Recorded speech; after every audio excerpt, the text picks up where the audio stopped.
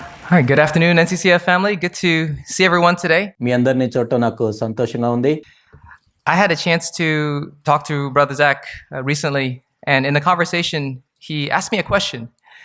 కొంతకాలం క్రితం నేను జాక్ గారితో మాట్లాడుతున్నప్పుడు ఆయన నన్ను ఒక ప్రశ్న అడిగారు. He said, "How's the fellowship in NCCF?" NCCF లో సహవాసం ఎలా ఉంది అని ఆయన అడిగారు. And that was a question that really stood out to me. In the midst of all the things we were talking about, he didn't ask, "How's the Sunday school doing? How's the music doing?" మేము ఎన్నో విషయాలు మాట్లాడుతున్నప్పటికీ Sunday school ఎలా వెళ్తుంది, సంగీతం ఎలా ఉంది, How many activities do we have? ఎన్ని కార్యక్రమాలు మీరు చేస్తున్నారు అని ఆయన అడగలేదు. But he asked the question, "How's the fellowship కానీ ఆయన అడిగిన ప్రశ్న ఏంటంటే సహవాసం ఎలా ఉంది in NCCF?" And it was just a reminder to me that the fellowship that we have in church is a very, very important indication of how healthy a church is. NCCF లో సహవాసం ఎలా ఉంది అని ఆయన అడిగారు. కాబట్టి నేను అనుకునేది ఏంటంటే ఒక సంఘము ఆరోగ్యకరంగా ఉంది అంటే ఆ సంఘములో సహవాసం ఎలా ఉంది అన్న దాని మీదే అది ఆధారపడి ఉంటుంది. And whether the church is growing in the right direction or not. సరి అయిన మార్గంలో సంఘం ఎదుగుతుందా లేదా అంటానికి అది సూచనగా ఉంది. And so that's something I wanted to talk about today. దాని గురించి నేను మాట్లాడదాం అనుకుంటున్నాను ఈ రోజు సహవాసం గురించి. Fellowship. First of all, fellowship in the context of a home, and then secondly, fellowship in the context of a church. ఇంటిలో మనం సహవాసం కలిగిండుట, తర్వాత సంఘములో మనం సహవాసం కలిగిండుట అన్న దాని మీద నేను మాట్లాడాలనుకుంటున్నాను. And so first of all, fellowship in the context of a home. So if you could turn with me to 1 Peter.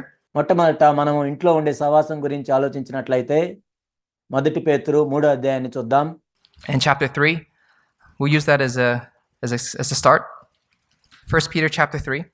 And so I'm going to first talk about what God has asked of us to do as wives and what God has asked us to do of husbands. ఇక్కడ దేవుడు మనల్ని భార్యలుగా ఎలా ఉండాలి, భర్తలుగా ఎలా ఉండాలి అని ఇక్కడ మనం చూస్తాం. So that we can have a godly home. ఆ విధంగా మనం దైవికమైన గృహాన్ని కలిగి ఉండొచ్చు. So I'll start with what God asked of the wives first. So 1 Peter chapter 3 and verse 1. 1 పేతురు 3:1 భార్యలు ఎలా ఉండాలి అని దేవుడు కోరుకుంటున్నాడు మనం చూద్దాం. In the same way, you wives, be submissive to your husbands, so that if any of them are disobedient to the word, they may be won without a word by the behavior of their wives. అటువలే స్త్రీలారా మీరు మీ స్వపురుషులకు లోబడి ఉండుడి. అందువలన వారిలో ఎవరైనాను వాక్యమునకు అవిధేయులైతే వారు భయముతో కూడిన మీ ప్రవర్తన చూచి వాక్యము లేకుండానే తమ భార్యల నడవడి వలన రాబట్టవచ్చును. As they observe your chaste and respectful behavior. And so two things really stand out to me there. First is that God asks the wives in families to be submissive to the husbands. ఇక్కడ రెండు విషయాలను మనం చూస్తున్నాం. మొట్టమొదట భార్యలను తమ భర్తలకు లోబడాలని దేవుడు అడుగుతున్నాడు. And I like the Living Bible translation of this. It says, "Wives, fit into your husband's plans." Living bible తర్జుమాలో ఈ విధంగా ఉంటుంది, భార్యలారా మీ భర్తల ప్రణాళికలో మీరు భాగమై ఉండండి. And then the other thing that's mentioned here is respect, that a wife should respect her husband. ఇక్కడ మనం చూసే రెండో విషయం ఏంటంటే గౌరవించటం. భార్యలు భర్తలను గౌరవించాలి, వాళ్ళతో గౌరవంగా మాట్లాడాలి. That the words a wife speaks should be respectful and should not belittle or make fun of her husband in any way. ఏ విధంగా ఎన్నో వాళ్ళని తక్కువ చేసి మాట్లాడటం, వాళ్ళను హాస్యాస్పదంగా చూడటం ఆ విధంగా చేయకూడదు. Those are the things which God asks of wives. భార్యలు ఆ విధంగా ఉండాలని దేవుడు అడుగుతున్నాడు. And I know that this is a topic which is very counter to the culture that we live in today. ఇప్పుడు మనం జీవిస్తున్న ఈ సంస్కృతికి ఇది విరోధంగా ఉన్నట్లు నాకు తెలుసు. But I also want to share today some encouragements to the sisters in the church why we should go ahead and obey this, besides the fact that it's God's word. ఇది దేవుని యొక్క వాక్యమని, ఆ తర్వాత సంఘములో సహోదరులను నేను ప్రోత్సహిస్తూ ఉన్నాను దీనికి విధేయత చూపించాలని. And the reason that for me was an encouragement to read ఇది చదవటానికి ప్రోత్సాహకరం ఏంటంటే ఇక్కడ 4వ వచనంలో మనం చూడొచ్చు. Was in verse 4.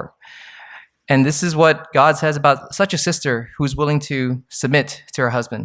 ఇలాంటి సహోదరి తన భర్తకు లోబడుతుందని ఇక్కడ రాయబడి ఉంది. It says this type of sister at the very end is precious in the sight of God.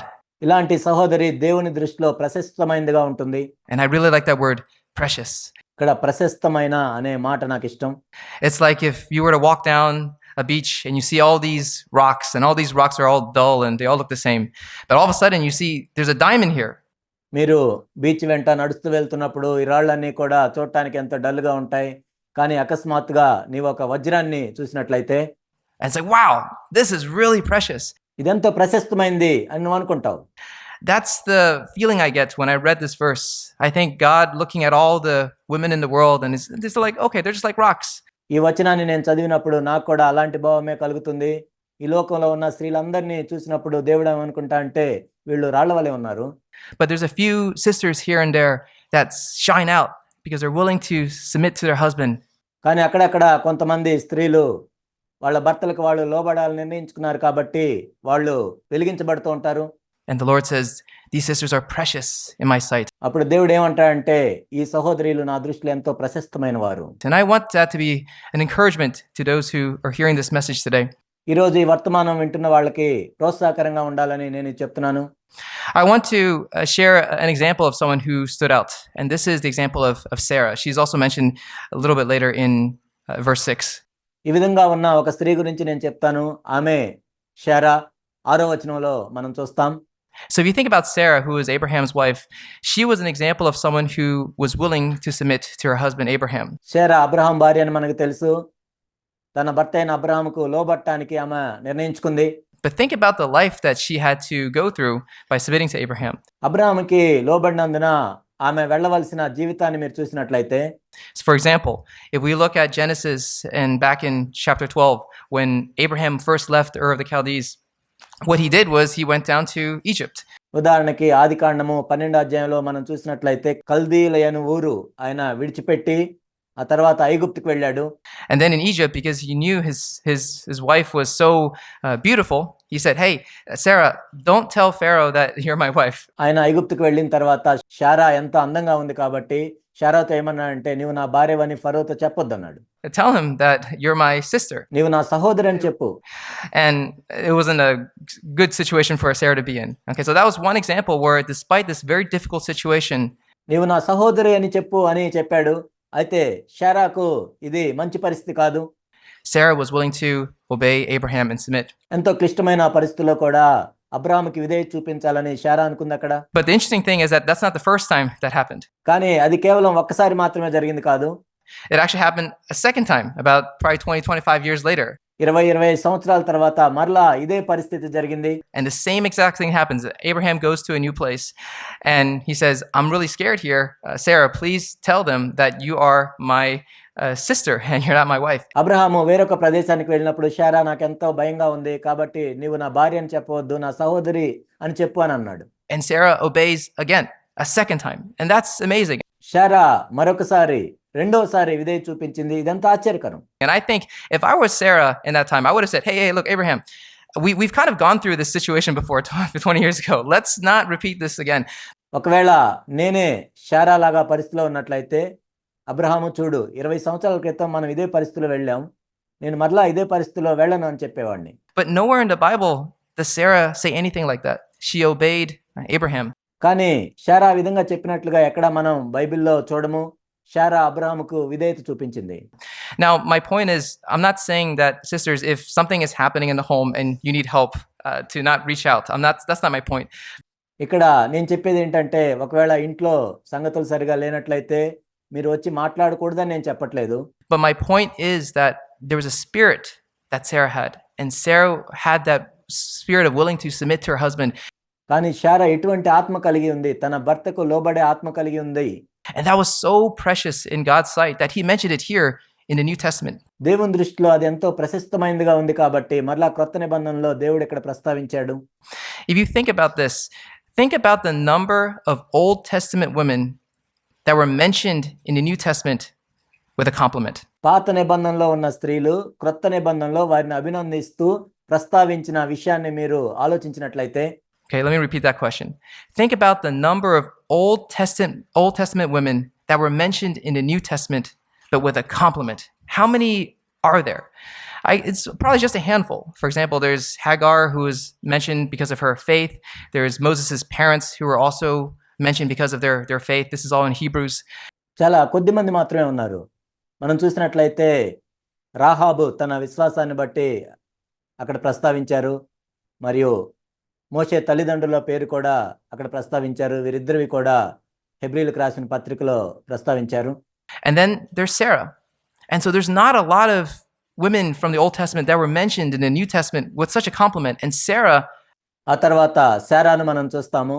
పాత నిబంధనలోని స్త్రీలను క్రొత్త నిబంధనలో వారిని అభినందిస్తూ ఎక్కువ మంది పేర్లను ప్రస్తావించలేదు. was one of those few that got such a compliment. అభినందనలు పొందిన చాలా కొద్ది మందిలో శారా కూడా ఒకటి. And so if you were to ask Sarah today, Sarah, do you regret obeying Abraham like that? I'm sure she could say no. ఒకవేళ శారా దగ్గరికి మీరు వెళ్ళి ఆ రోజు నీవు అబ్రహాముకి విధేయ చూపించినందుకు నువ్వేమైనా విచారిస్తున్నావా అంటే లేదు అని చెప్తుంది.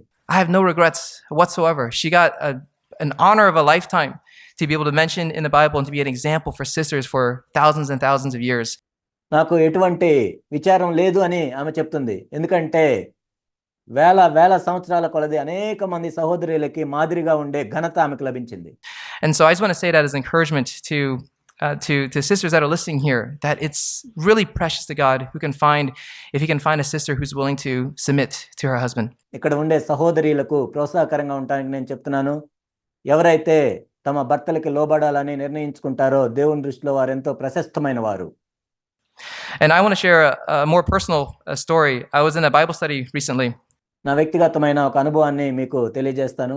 కొద్ది కాలం క్రితం నేను బైబిల్ అధ్యయనంలో ఉన్నప్పుడు and we were looking at, somebody was sharing from Matthew chapter 22. మత్తయి సువార్త 22వ అధ్యాయంలో నుండి ఒకరు పంచుకుంటూ ఉన్నారు. If you want to turn with me there for a second. Matthew chapter 22. And this is the story about Jesus talking to the Sadducees, and he was talking about the resurrection. ఇక్కడ యేసుక్రీస్తు ప్రభువారు సద్దూకయ్యులతో పునరుద్ధానం గురించి చెప్తున్నారు. And if you look at verse 30, Matthew chapter 22 and verse 30. Matthew chapter 22 and verse 30. మత్తయి సువార్త 22వ అధ్యాయం 13వ వచనం. So Jesus is explaining to the Sadducees about what happens after you're resurrected. And he says in verse 30, "For in the resurrection they neither marry nor are given in marriage." మత్తయి సువార్త 22వ అధ్యాయం 30వ వచనము. సద్దూకయ్యులతో యేసుక్రీస్తు ప్రభువారు ఈ విధంగా చెప్తూ ఉన్నారు. మత్తయి సువార్త 22:30. పునరుద్ధానమందు ఎవరునూ పెండ్లి చేసుకొనరు, పెండ్లికి ఇయ్యబడరు. But are like angels in heaven. So in other words, there's no marriage in heaven. వారు పరలోకమందున్న దూతల వలె ఉందరు. ఇంకో మాటలో చెప్పాలంటే పరలోకంలో వివాహం అనేది ఉండదు. So when I read that as a brother, I realized, okay, that's good theology to know. There's no marriage in heaven. ఒక సహోదరుడిగా ఇది నేను చదివినప్పుడు ఇది మంచి సిద్ధాంతమే, పరలోకంలో వివాహం ఉండదు అని అనుకున్నాను. But then I heard a sister share about this, and what she said really blew my mind. And she said, well, in heaven there is no marriage. So the only opportunity I have to obey the command to submit to my husband is here on earth. కానీ ఒక సహోదరి పంచుకున్న విషయాన్ని చూసి నాకెంతో ఆశ్చర్యం అనిపించింది. ఆ సహోదరి ఏం పంచుకున్నారంటే, పరలోకమందు వివాహం ఉండదు కాబట్టి నా భర్తకు నేను లోబడటానికి ఒకే ఒక అవకాశం ఉంది నాకు ఈ భూమి మీద, ఇక్కడే వివాహం ఉంటుంది. So I want to obey it now while I can, because I'm not going to have that same chance in heaven. నేను ఇక్కడే నా భర్తకు లోబడాలి, ఎందుకంటే పరలోకంలో అవకాశం ఉండదు నాకు. And that blew me away. నిజంగా నేను ఎంతో ఆశ్చర్యపోయాను అది విని. That absolutely blew me away. So I just want to share that as just an example of the type of people that I really believe God sees are so precious. నిజంగా నేను ఎంతో ఆశ్చర్యపోయాను. అలాంటి వారినే దేవుడు ఎంతో ప్రశస్తంగా చూస్తాడు. And I hope that can be a motivation for us as wives to obey that commandment, to submit and to respect our husbands. భార్యలుగా మన భర్తలకి లోబడటానికి, వారికి విధేయత చూపించడానికి ఇది ప్రేరేపించాలని నేను చెప్తున్నాను. So now that's for the sisters, but now what about for us as brothers? And I can speak a bit more freely about this as a husband. So we're going to come back to 1 Peter chapter 3. ఇది సహోదరుల గురించి, మరి సహోదరుల గురించి ఏంటి, భర్తలకి ఏంటి? So భర్తల గురించి నేను ఇంకా స్వేచ్ఛగా పంచుకోవచ్చు. మరలా మనము 1 పేతురు 3 చూసినట్లయితే 1 Peter chapter 3. What does God require of us as husbands? And 1 Peter chapter 3 and verse 7. 1 పేతురు 3 భర్తలుగా దేవుడు మన యొద్ద నుండి ఏమి కోరుకుంటున్నాడు? 1 పేతురు 3:7. It says this, "You husbands in the same way live with your wives in an understanding way, as with someone weaker, since she is a woman, and show her honor as a fellow heir of the grace of life, so that your prayers will not be hindered."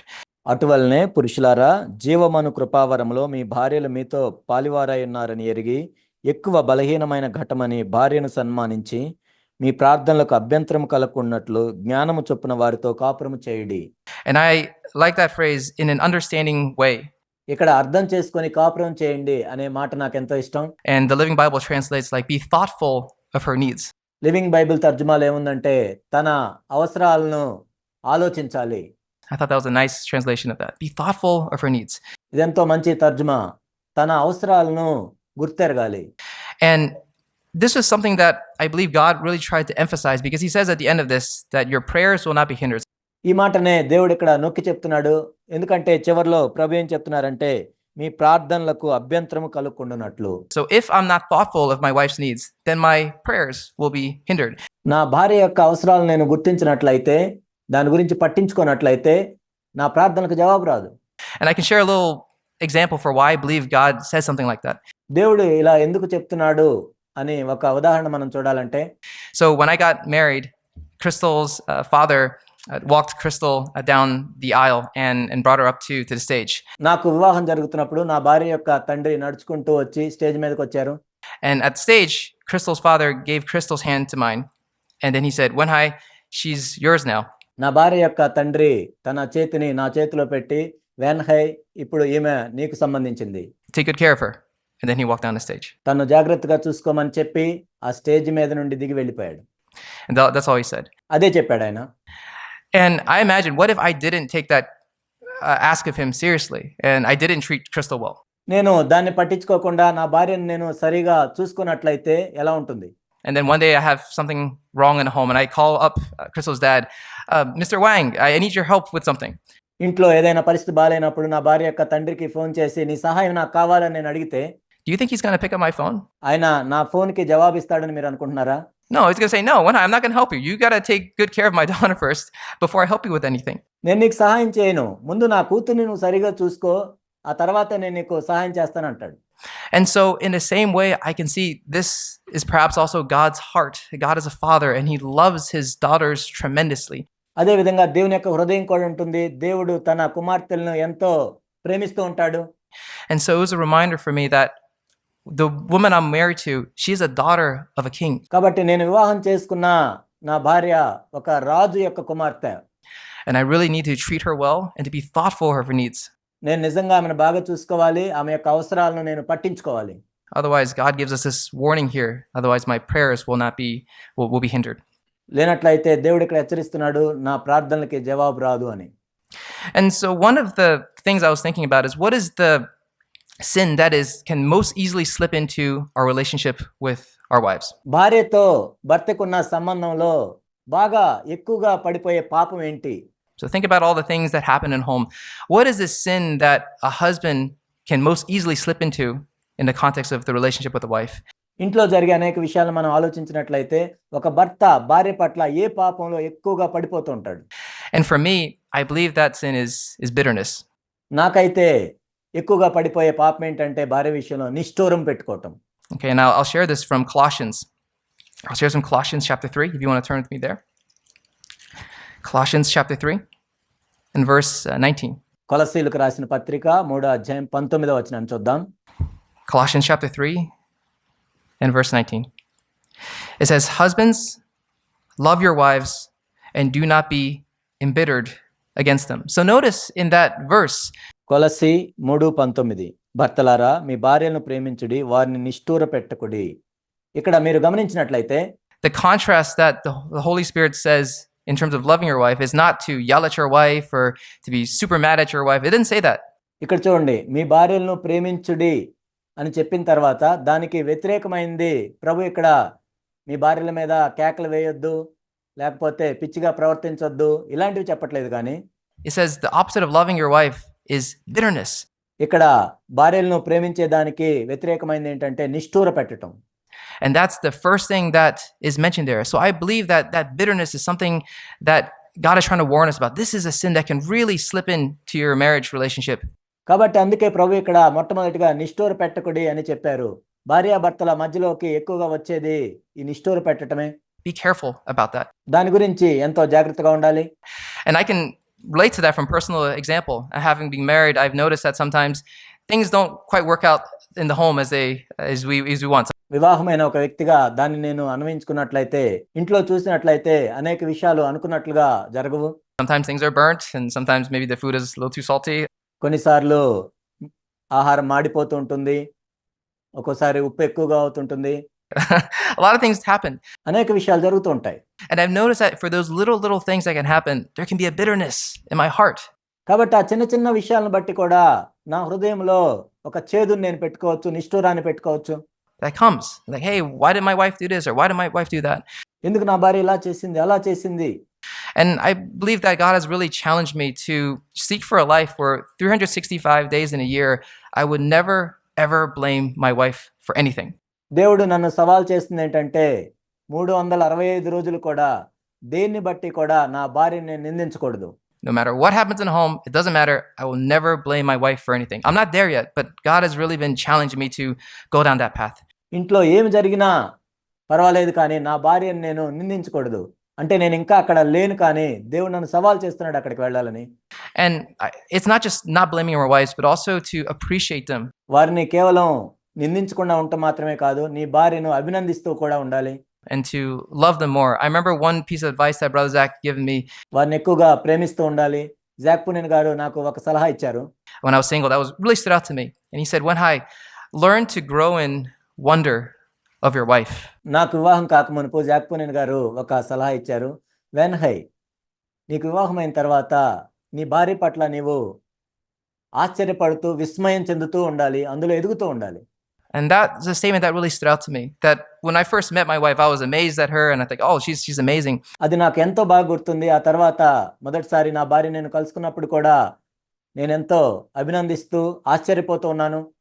But it's not just when I'm just married to be amazed at my wife, but over time, as we get married for years and years, to grow in that wonder of who she is, to be thankful for who she is, to grow in that. కాబట్టి వివాహం అయినప్పుడే కాదు కానీ సంవత్సరాలు గడిచే కొలది ఆ విధంగా నీ భార్యను అర్థం చేసుకుంటూ నీ భార్య గురించి ఆశ్చర్యపోతూ విస్మయం చెందుతూ అర్థం చేసుకుంటూ వెళ్ళాలి. That is a good foundation for a marriage, and that's the type of relationship I want to have with my wife. ఒక వివాహానికి అదే మంచి పునాది. నా భార్యతో అటువంటి సంబంధాన్ని నేను కలిగి ఉండాలని కోరుకుంటున్నాను. And so I believe that if we follow God's principles of the wives submitting to the husbands and the husbands being thoughtful of the needs of the wife, then we can have a really godly home. దేవుని యొక్క నియమాలను మనం పాటిస్తూ ఉన్నట్లయితే భార్యలు భర్తలకు లోబడటం, భర్తలు భార్యల యొక్క అవసరాలను గుర్తించి పట్టించుకోవటం, ఇవన్నీ చేస్తూ వెళ్తున్నట్లయితే దైవికమైన గృహాలను మనం నిర్మించవచ్చు. And a home where there's peace. So సమాధానం కలిగిన గృహాలను నిర్మించవచ్చు. the tech team, if you don't mind putting up that first picture, if you don't mind. Okay, so this picture here is a gift that someone gave me for our wedding. ఇక్కడ ఒక చిత్రాన్ని మనం చూస్తూ ఉన్నాం. మా వివాహానికి ఎవరో ఒక బహుమతిగా దీన్ని ఇచ్చారు. Okay, is it up? Okay, perfect. Thank you. Okay, so that's a picture that someone gave me when we got married, and it's a very simple picture, but it's a very beautiful picture. మాకు వివాహం అయినప్పుడు ఈ చిత్రాన్ని ఒకరు మాకు ఇచ్చారు. ఇదెంతో సామాన్యమైంది, ఎంతో సుందరమైన చిత్రము. So you see a man on a boat, and you see a little hut in the back, and it's just peaceful. తన గృహము ఒక గుడిసె ఉంది అక్కడ, ఎంతో సమాధానకరంగా ఉంది. And the message that the person wrote behind that is, Wenhai, may your home be peaceful like this picture. దాని వెనక ఆ సహోదరుడు రాసిన సందేశం ఏంటంటే, వెన్హై, మీ గృహము ఇలాగా సమాధానకరంగా ఉండాలి. Over here. And so I just want to share this as a statement of faith to say that, Lord, I believe that you want and you will make our homes like this. నేను ఈ చిత్రాన్ని చూసినప్పుడు విశ్వాసంతో, ప్రభువా, మా గృహం కూడా ఇలా సమాధానకరంగా ఉండాలి అని నేను ప్రభువుకు చెప్తూ ఉండేవాడిని. Sometimes in the workplace, I talk to people about work and they say, hey, Wenhai, I like being at work. I was like, hey, why do you like being at work? నేను పనిచేసే స్థలంలో మా తోటి పని వాళ్ళతో మాట్లాడుతున్నప్పుడు వాళ్ళు ఏమంటారంటే, ఇక్కడ పనిచేసే స్థలంలో ఉండటమే మాకు ఇష్టం అని వాళ్ళు చెప్తూ ఉంటారు. నేను అడుగుతాను, ఎందుకు మీకు ఇక్కడ ఉండటం ఎందుకు ఇష్టం అని అడుగుతాను. And say, well, I like being at work, so I don't have to go home and talk to my wife. And I was like, well, that's not a good answer. వాళ్ళు ఏమంటారంటే, మేము ఇక్కడ ఎందుకు ఉండాలని ఇష్టపడతామంటే ఇంటికి వెళ్తే మళ్ళీ నా భార్యతో మాట్లాడాల్సి వస్తుందని వాళ్ళు అంటారు. కానీ అది మంచి జవాబు కాదు. But it's a sad reality that a lot of homes are like that. కానీ ఇది ఎంతో విచారకరమైన నిజం. అనేక గృహాలు ఇలానే ఉన్నాయి. But imagine what if our homes could be different, where after a long days of work, we come home and it's like this oasis. It's like this peace. కానీ మనం ఎంతో సమయం పనిచేసి వచ్చిన తర్వాత మన ఇంటికి వచ్చిన తర్వాత మన గృహాలు ఇలా ఉంటే సమాధానకరంగా ఎంత బాగుంటుందో కదా. We don't need to go to Hawaii. We don't need to go to some exotic place to rest. Our home can be that rest with our wives and our kids. మనం విశ్రాంతి తీసుకోవటానికి ఎక్కడికో ఒక ఖరీదైన స్థలానికో ఇంకొక చోటుకో వెళ్ళాల్సిన అవసరం లేదు, కానీ మన ఇంట్లోకి వెళ్ళి మన భార్యతో పిల్లలతో విశ్రాంతిలో ఉండొచ్చు. This is the type of home I believe that God wants to build in our churches. మన సంఘాల్లో ఇలాంటి గృహాలను కట్టాలని దేవుడు కోరుకుంటూ ఉన్నాడు. So I just want to say this as a faith that, Lord, let's have faith that, Lord, you want to do this more than we want to, and you will certainly make this happen in our homes. మనం విశ్వాసంతో ప్రభువుని అడగాలి, ప్రభువా మేము కోరుకునే దానికంటే కూడా ఇలాంటి గృహాలు కలిగి ఉండాలని మీరు ఎక్కువగా కోరుకుంటున్నారు. If we obey those principles that you've given, wives submitting to husbands and husbands being thoughtful of the needs of your wife. నిజంగా దేవుడిచ్చిన నియమాలను మనం పాటిస్తూ ఉన్నట్లయితే, భార్యలు భర్తలకు లోబడి భర్తలు భార్యల యొక్క అవసరాలను పట్టించుకున్నట్లయితే. So that's a little bit what I want to share about the fellowship in the home. ఇంట్లో సహవాసం గురించి నేను పంచుకోవాలనుకున్న విషయాలు ఇవి. So maybe we can move on to the next topic I want to talk about, which is fellowship in the church. తర్వాత నేను మాట్లాడాలనుకున్న అంశం ఏంటంటే సంఘములోని సహవాసం. Because we know that a church is comprised of many families. ఎందుకంటే మనకు తెలుసు సంఘం అంటే అనేక కుటుంబాల సమూహమే. And the health of a church is really dependent on, well, first of all, the health of the families that's in a church, but also the relationships that we have with each other. ఒక సంఘము ఎంత ఆరోగ్యంగా ఉంది అని మనం చూడాలంటే ఆ సంఘంలోని కుటుంబాలు ఎంత ఆరోగ్యంగా ఉన్నాయి మరియు ఒకరితో ఒకరికి ఎలా సంబంధాలు ఉన్నాయి అన్న దాని మీద ఆధారపడి ఉంటుంది. And so I'll ask a question. What do you think is the happiest sound that I can hear in my home? మా ఇంట్లో నేను సంతోషంగా వినే శబ్దము ఏమై ఉంటుందని మీరు అనుకుంటున్నారు? Okay, so if you were to ask me that question, what do you think is what is the happiest sound that you find in a home? ఒకవేళ మీరు నన్ను ఈ విధంగా ప్రశ్నించినట్లయితే, వెన్హై మీ ఇంట్లో సంతోషంగా వినే శబ్దం ఏంటి నువ్వు? And for me, the happiest sound is when my 3 kids are playing together and they're laughing together. నాకైతే మా ఇంట్లో మంచి శబ్దం ఏంటంటే నా 3 పిల్లలు కూడా కలిసి ఆడుకుంటూ సంతోషంగా నవ్వుకుంటూ ఉంటే నాకు ఎంతో సంతోషంగా అనిపిస్తుంది. That I think is the most wonderful sound that I can hear. నేను వినాలనుకునే ఎంతో అద్భుతమైన శబ్దం అది. So ask another question. Wenhai, what is the worst sound you hear from your home? ఒకవేళ మీరు ఇంకొక ప్రశ్న నన్ను అడిగినట్లయితే, వెన్హై మీ ఇంట్లో నువ్వు వినాలనుకోని శబ్దం ఏంటి? Oh, the worst sound is when they are fighting together and crying. నేను వినాలనుకోని శబ్దం ఏంటంటే వాళ్ళు ముగ్గురు పోట్లాడుకుంటూ ఏడుస్తూ ఉండటం. That is the worst sound. ఆ శబ్దాన్ని నేను వినాలనుకోను. Okay, so that is my perspective as a dad, and I believe that perhaps God has similar thoughts. When he looks down at NCCF, what does he see? ఒక తండ్రిగా నేను అలా అనుకుంటున్నాను. బహుశా దేవుడు కూడా అలాంటి హృదయాన్ని కలిగి ఉంటాడు. ఆయన మన సంఘాన్ని చూస్తున్నప్పుడు, does he see a church where there's a lot of activities? మన సంఘాన్ని ఆయన చూస్తున్నప్పుడు మన సంఘం ఆయనకి ఏ విధంగా కనపడుతుంది? అనేక కార్యక్రమాలు చేసుకుంటూ పోతున్నామా? A lot of things to do, which is great. అనేకమైన పనులు చేస్తూ ఉన్నామా? అది మంచిదే. But what about the relationships in that church? Does he see people laughing with each other? కానీ మన సంఘంలో మన సంబంధ బాంధవ్యాలు ఎలా ఉన్నాయి? మనం ఒకరితో ఒకరు కలిసి నవ్వుకోగలుగుతున్నామా? Having a relationship with each other? Or does he see a lot of fighting and bickering? ఒకరితో ఒకరు మంచి సంబంధాన్ని కలిగి ఉన్నామా? లేక పోట్లాడుకుంటూ హృదయంలో నిష్ఠూరం కలిగి ఉన్నామా? And I believe he sees the bickering. It brings a lot of sorrow to God's heart. ఆ విధంగా మనం ఉన్నట్లయితే దేవుని హృదయంలో ఎంతో దుఃఖం కలుగుతుంది. But if he can see a church where people love each other and want to grow, సంఘంలో ఒకరినొకరు ప్రేమించుకుంటూ ఎదగాలి అనుకున్న వాళ్ళని మనం చూసినట్లయితే, then that's something that brings a lot of joy to God's heart. దేవుడు కూడా అలా చూసినట్లయితే దేవుని యొక్క హృదయానికి అది ఎంతో సంతోషాన్ని తీసుకొస్తుంది. So I want to ask the same question that Brother Zach asked me to the church. Jack గారు నన్ను అడిగిన ప్రశ్నను సంఘాన్ని నేను అడుగుతున్నాను. And to say, how is fellowship in NCCF for you? కాబట్టి ఈ సంఘంలో సహవాసం మీకు ఎలా ఉంది? It's a question I also ask myself. అదే ప్రశ్న నన్ను నేను ప్రశ్నించుకుంటాను. How is fellowship in NCCF for you? ఈ సంఘంలో సహవాసం మీకు ఎలా ఉంది? Are there people that perhaps we don't like so much? Are there people that we perhaps don't get along with as well? కొంతమందిని మనం ఇష్టపడట్లేదా? కొంతమందితో కలిసి వెళ్ళటానికి మనం ఇష్టపడట్లేదా? And I was just encouraged, if I want to take fellowship seriously, to get rid of those thoughts and to build relationships with others in the church. That's how we have a strong church. అలాంటి ఆలోచనలన్నీ పక్కన పెట్టి సహవాసాన్ని నేను తీవ్రంగా తీసుకున్నట్లయితే ఆ సహవాసము, ఆ సంఘము ఎంతో బలంగా ఉంటుంది. And there's two questions I wanted to ask in terms of fellowship. How do we know that we're growing in fellowship with other people? సహవాసం గురించి నేను 2 ప్రశ్నలు అడుగుతాను. ఇతరులతో సహవాసంలో మనం ఎదుగుతున్నాము అంటానికి గుర్తేంటి? And there's two questions that have stood out to me. The first question is, can we rejoice when things are going well with other people? ప్రధానంగా 2 అంశాలు ఇందులో ఉంటాయి. ఒకటేంటంటే ఇతరుల విషయంలో వారికి మంచి జరుగుతున్నప్పుడు నేను ఆనందించగలుగుతున్నానా? Okay, I think the answer to that is very telling. Can we rejoice when things are going well with other people? ఇతరుల విషయంలో మంచిగా జరుగుతున్నప్పుడు దాన్ని బట్టి నేను ఆనందించగలుగుతున్నానా? And I believe that God wants to change our hearts in such a way that when things are going well with others, that we can rejoice with them. దేవుడు మన హృదయాలను మార్చాలని నేను కోరుకుంటున్నాను. ఇతరుల విషయంలో మంచి జరుగుతున్నప్పుడు మన హృదయంలో మనం ఎంతో ఆనందించాలి. I'll share an example from scripture on this one. So you remember when Jesus was about to be nailed on the cross, he had the last supper with his disciples. దీని గురించి లేఖనాల్లో ఒక ఉదాహరణ మీకు చూపిస్తాను. యేసుక్రీస్తు ప్రభువారు సిలువకు వెళ్ళేదానికి ముందు ప్రభు యొక్క చివరి రాత్రి భోజనం వాళ్ళు చేస్తూ ఉన్నారు. Everyone remembers what happened in that last supper. ఆ ప్రభువు రాత్రి యొక్క చివరి భోజనంలో ఏం జరిగిందో మీకు గుర్తుందా? The disciples had a big argument. Imagine, Jesus is going to be crucified, and the disciples were having an argument about who's the greatest. యేసుక్రీస్తు ప్రభువారేమో సిలువ వేయబడటానికి వెళ్ళబోతున్నారు. అయితే శిష్యుల్లో ఒక పెద్ద వివాదం పుట్టింది. అదేంటంటే మనలో ఎవరు గొప్పవారు? It's so sad. ఇదెంత విచారకరం. It's so sad to see that. But look what happened later when they were filled with the Holy Spirit. ఆ విధంగా చూడటము ఎంత విచారకరము. కానీ వాళ్ళు పరిశుద్ధాత్మతో నింపబడిన తర్వాత ఏం జరిగిందో చూడండి.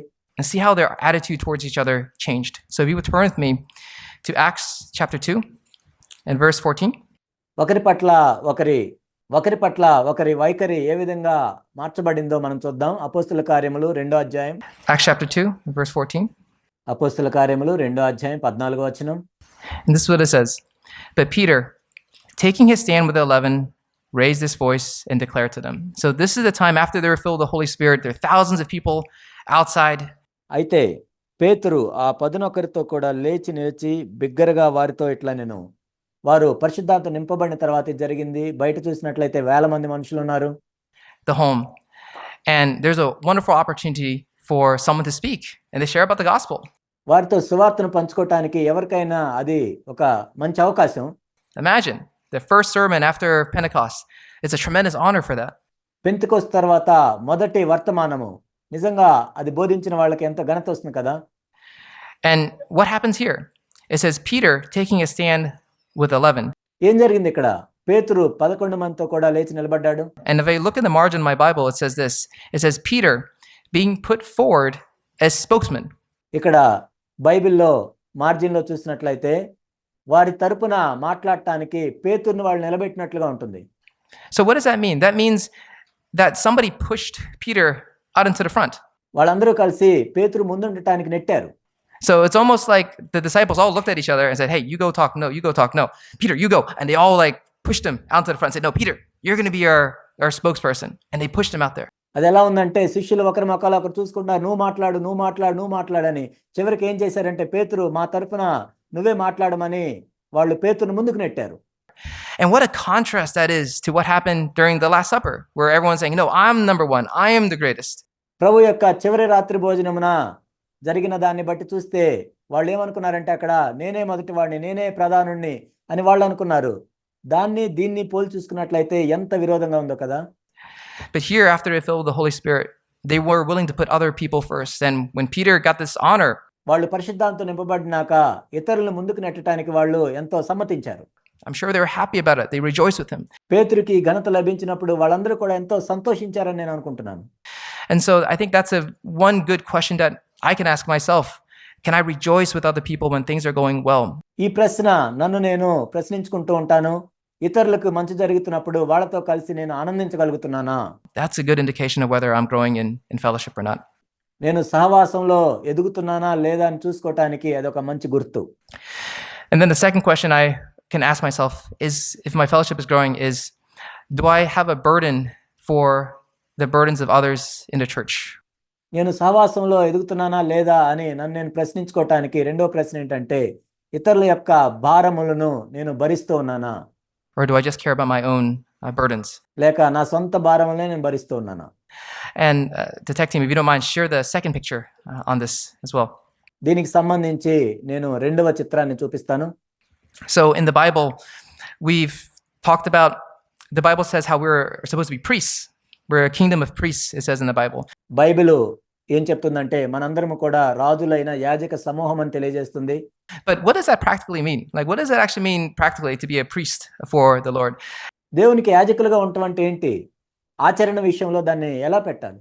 And so I really like this picture because this is a picture of what the old priests, this is Aaron, would wear in the Old Testament. పాత నిబంధనలో ప్రధాన యాజకుడు అహరోను ఈ విధంగా ధరిస్తాడు. And the thing I want to point out is the breastpiece that he has. ఇక్కడ నేను చూపించాలనుకున్నది ఏంటంటే అహరోను తన రొమ్ము మీద ఉన్న న్యాయ విధాన పథకం గురించి. If you notice in the breastpiece, he has a bunch of stones in there. ఆ పథకం మీద కొన్ని రాళ్ళు ఉన్నాయి. అవేంటంటే ఇశ్రాయేలీల గోత్రములకు సంబంధించినవి. And each of those stones represent a tribe of Israel. ఆ రాళ్ల మీద ఇశ్రాయేలీల గోత్రముల యొక్క పేర్లు రాయబడ్డాయి. And the names of the tribes are engraved on those stones.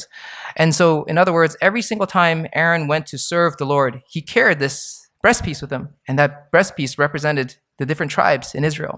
ఆ విధంగా అహరోను పరిశుద్ధ స్థలంలోకి వెళ్ళినప్పుడు ప్రతిసారి కూడా తన రొమ్ము మీద న్యాయ విధాన పథకంలోని ఇశ్రాయేల్ పేర్లను నిత్యము యెహోవా సన్నిధిని జ్ఞాపకార్థంగా భరించవలెను. And for me, it was just a visual reminder to say, Lord, when I come before you, do I carry any of these stones on my breastpiece? Are there any people's burdens that I'm willing to carry with me when I go before you? ఇది నాకు దృశ్యరూపకంగా ఏమి తెలియజేస్తుందంటే, నేను కూడా ప్రభు యొక్క సన్నిధికి వెళ్ళినప్పుడు ఏ విధంగా అయితే అహరోను ఇశ్రాయేలీయులను తీసుకుని వెళ్ళాడో, నేను కూడా నా సహోదరుల భారములను తీసుకుని వెళ్తున్నాను. And I think maybe starting out the journey, I might just have one or two stones that I can have in this breastpiece. But I hope that over time, that the number of stones on this breastpiece would grow more and more. బహుశా ప్రారంభంలో ఈ పథకం మీద 1-2 రాళ్ళు ఉండొచ్చు. కానీ నేను ఎదిగే కొలది ఇంకా అనేకమైన రాళ్లను పెట్టుకొని నేను వెళ్ళొచ్చు. And I can carry more of the burdens of others in my heart as well. I think that's another good indication of whether we're growing in fellowship or not. నా హృదయంలో ఇంకా అనేక మంది భారములను నేను పెట్టుకొని వెళ్ళవచ్చు. దీన్ని బట్టి నేను సహవాసంలో ఎదుగుతున్నానా లేదా అని నన్ను నేను పరీక్షించుకోవచ్చు. So to conclude, let's say we seek for this fellowship. And what is the ultimate goal? What is the benefit that we can all derive from this? And it's back to our memory verse, if you could put that back up again.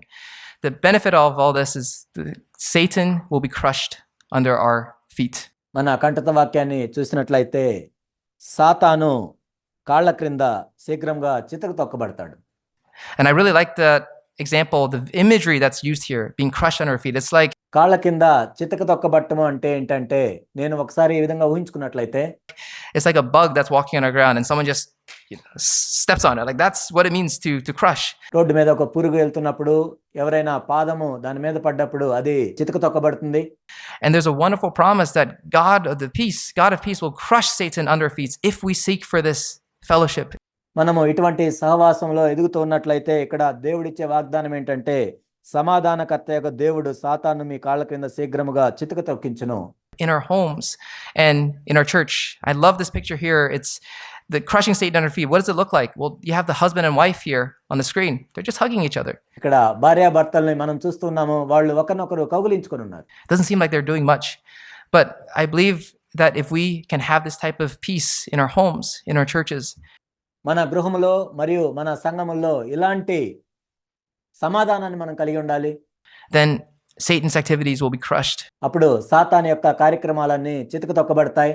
And then we can have a home and a church that's completely free from Satan.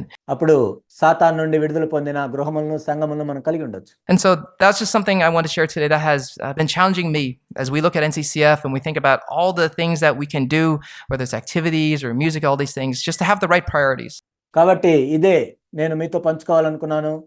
మన సంఘాన్ని చూస్తూ ఉన్నట్లయితే మన కార్యక్రమాలు, మన సంగీతము ఇవన్నీ కాదు, కానీ సరి అయిన ప్రాధాన్యతలు మనం కలిగి ఉండాలి. And the right priorities is fellowship. First of all, fellowship in the home and fellowship in the church. May we have that as the most important things. ఇక్కడ సరి అయిన ప్రాధాన్యత ఏంటంటే మొట్టమొదట మన గృహంలో మనము సహవాసాన్ని కలిగి ఉండాలి, తర్వాత సంఘములో సహవాసాన్ని కలిగి ఉండాలి. And then everything else can be secondary to that. దీన్నే మనం అత్యంత ప్రాముఖ్యంగా తీసుకున్నట్లయితే మిగిలినవన్నీ కూడా వాటి స్థానాల్లో ఉంటాయి. So thank you for letting me share. నాకు ఈ అవకాశాన్ని ఇచ్చినందుకు వందనాలు.